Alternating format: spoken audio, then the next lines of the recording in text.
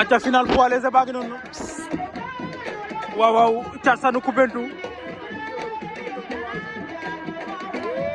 Boy Djiné Jam Sène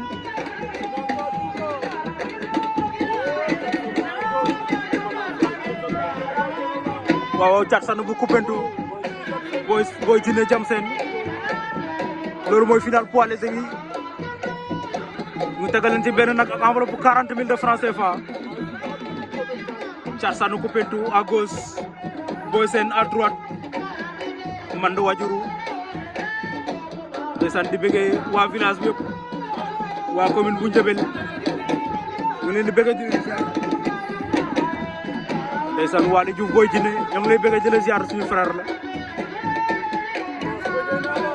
waaye Ablaye Faye alias Dioto Mak Ablaye Touba maa ngi lay bëggee di la ziar ndeysaan tey ñëw naa sa dëkk mbokk yi waaw waaw Thiat Sane Koupentoum Boy Djiné Thiat jël na tànk ba korosé na ko mboot lan mooy xew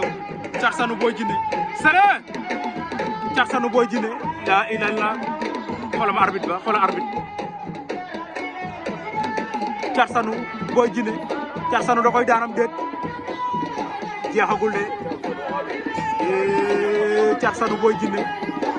Thiat Sane Boy Djiné laa ilaaha illallaah bu jógee Thiat Sane Boy Djiné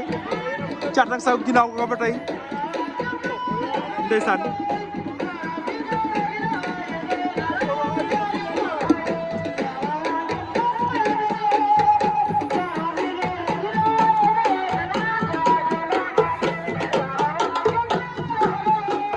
waaw waaw Thiat Sane Boy Djiné Thiat nga ko war ndombo ba léegi waaye dara amagul 3 appuis moo ngi koy béy Thiat Sane Boy Djiné jeex na daan na ko Thiat Sane Koupentoum jël na poids léger ya